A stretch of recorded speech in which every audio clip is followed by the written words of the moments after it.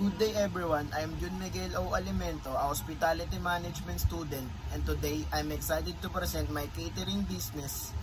I, I proudly call One Plate All Meat. One Plate All Meat is a catering business that celebrates to love for flavorful, satisfying, and quality meat dishes. Our goal is simple, to serve happiness on every plate through delicious and excellent service. Let's start with the company overview. One Plate All Meat will establish a sole proprietorship, fully owned and managed by me. This type of ownership allows for full control over operation and decision making, which is ideal for starting business. Our business will offer full service catering for events such as birthday, weddings, corporate meetings, and family celebration. We will also provide buffet style catering, pack meals, and food trays for customers who prefer takeouts or delivery. The product and service that we will offer focus mainly on meat-based dishes such as roasted beef, grilled pork, crispy chicken, barbecue, lechon belly, and Filipino specialty like sisig and adobo. We also plan to include rice meal, side dishes, and dessert to complete the dining experience. Our competitive advantage lies in three things: quality and taste. All dishes are cooked fresh using premium ingredients, generous serving. We believe every guest should be fully satisfied. Affordable package. Our prices are budget friendly without sacrificing quality. The intended location for One Plate All Meat is 846 Tahimik Street, Barangay 11, Tondo, Manila. A strategic spot accessible in event organizer, local customers, and nearby communities.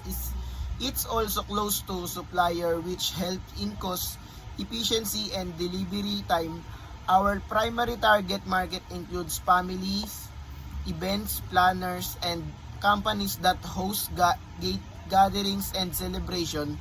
Our secondary target market consists of schools, locals, government office, and individuals who need catering for small private events. These customers value both quality and convenient, which our business aims to provide. Next, let's talk about industry trends. The catering industry in the Philippines continues to grow, especially as people celebrate more social events after the pandemic. There is an increasing demand for customized menu, food presentation, aesthetic, and online booking service. Another important trend is the rise of social media marketing. Customers often find catering service through Facebook and Instagram. That's why One Plate All Meat will have an active online presence to attract clients and showcase our dishes. Health and sanitation also play a big role. Customers now prefer caterers that follow strict food safety and cleanliness standards, which our business will prioritize through training and hygiene protocols. Now, let's move on to our marketing plan, focusing on the 4 P's: product, price, place, and promotion. Product. Our main product is our catering service specializing in meat dishes. Will offer different menu package from simple party to tray to full buffet setup. We also plan provide customized menus depending on our clients' preference, such as Filipino theme, Asian, or Western style dishes. Price. Our pricing strategy will be value based on competitive. For example, our events catering package will start at 250 per head, while food trays and package meals will price according to portion size and ingredients. We want our customer to feel that they get great value for what they pay. Place. Our kitchen will be located in Manila, but will serve surrounding towns and cities through delivery and on-site event service. We will also utilize online reservation via Facebook and other platforms to make booking fast and convenience. Promotion. We'll promote our business primarily through social media marketing, posting photos of our food, customer feedback, and catering setups on Facebook, Instagram, and TikTok. We'll also offer discounts, loyalty promos, and referrals incentives to encourage repeat customers. Flyers and partnership with event planners will also be part of our promotional strategy. For the operation plan, One Plate All Meat will follow a clear system to maintain consistency, safety, and efficiency production process. Our ingredients will be sourced daily from trusted local suppliers. All dishes will be freshly cooked in our central kitchen before delivery or on-site service. We'll follow strict food safety and sanitation standard to ensure quality. Standard operating procedure will include proper food storage and temperature control, sanitation and hygiene practices, quality checking before delivery, timely setups and service at events. Organizational structure. Our team will consist of the following position. Owner Manager, oversees operational, finances, and customer service. Head Chef, in charge of menu planning and kitchen operation supervision. Assistant Cooks, handle preparation and cooking. Servers or wait staff, manage buffet setups and event service. Marketing Assistant, handle promotion and online presence. We plan to hire 6 to 8 employees during the first year depending on event booking.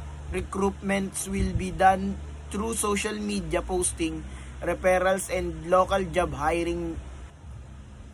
Menu planning. Our menu will focus on signature meat dishes like grilled pork, roasted beef, lechon belly, and chicken barbecue. We will also provide side dishes, dessert, and drinks to complete each catering package. Clients can customize their own menu depending on their budget and event team.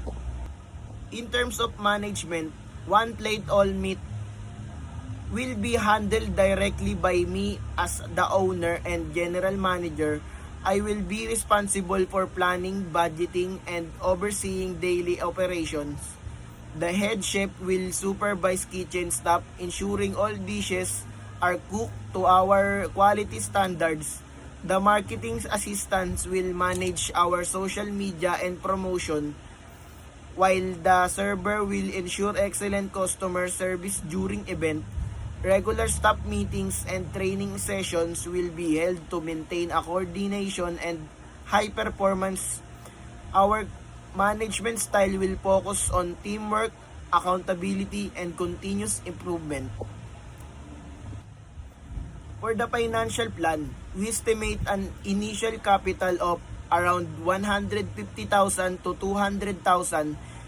This will cover the cost of kitchen equipment and utensil, initial stocks of ingredients, catering setups materials like table, chopping dishes, decorations, marketing expenses, business permits, and licenses. Our capital funding will come from personal savings and family contribution with the options to apply for a small business loan if necessary. We protect that the business will start earning profit with the first year as we build a solid base of returning clients and referrals. Our goals is the achieve steady monthly bookings and extend to a larger catering space in the future.